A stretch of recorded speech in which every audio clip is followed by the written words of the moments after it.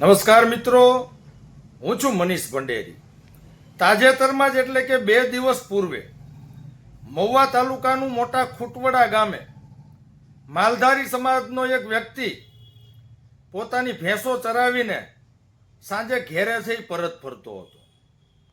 ત્યારે રસ્તામાં પીએસઆઈની ગાડી છે એ પસાર થતી હોય તો પીએસઆઈ અને અન્ય પોલીસ કર્મીઓ આ માલધારી સમાજના વ્યક્તિ સાથે માલ છે ઢોર છે એ સાઈડમાં લેવા બાબતે રકઝક થાય છે.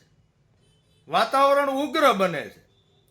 પીએસઆઈનો બાટલો ફાટી ગયો એટલે આ માલધારી સમાજના વ્યક્તિને પોલીસ કર્મીઓ લાકડાના ધોકાથી બેરહેમીથી માર મારે છે. હાથ પગ વાહે માથાના ભાગે મારી નાખવાની ગણતરીએ માર મારે છે. આ સત્તા મારવાની સત્તા પોલીસને કોણે આપી?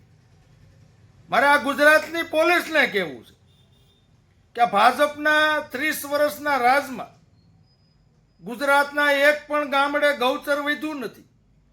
તો આ માલધારી સમાજના વ્યક્તિઓ પોતાનું માલઢોર ચારવા જાય ક્યાં? અને ખરેખર પોલીસને કામગીરી બતાવવી હોય તો બુટલેગરોને કેમ પકડતી નથી? કેમ એને મારતી નથી? બળાત્કારીઓ, ખૂનના આરોપીઓ એને કેમ પકડતી નથી? કેમ મારતી નથી? ખનીજ માફિયાઓને કેમ પકડી નથી શકતી? એને કેમ મારતી નથી? કારણ કે ન્યા બજીએથી હપ્તાઓ મળે છે.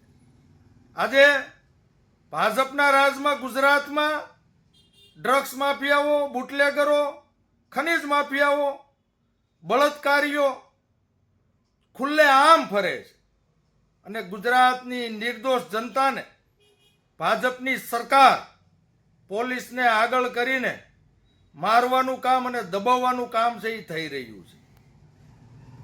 મારે ગુજરાતની સરકાર અને ગુજરાતની પોલીસને કહેવું છે, તમારે જે કામ કરવાનું છે એ કરો. ગુજરાતની નિર્દોષ જનતાને હેરાન પરેશાન કરવાનું બંધ કરો. એમને ખોટી રીતે મારવાનું બંધ કરો. આ જે ઘટના ઘટિત થઈ છે એમાં જે પીએસઆઈ પોલીસ કર્મીઓ સામેલ છે એની સામે કડકમાં કડક છે એ કાર્યવાહી થવી જોઈએ અને આ માલધારી સમાજનો જે વ્યક્તિ છે એને ન્યાય મળવો જોઈએ. અસ્તુ. જય હિન્દ, જય જય ગરવી ગુજરાત.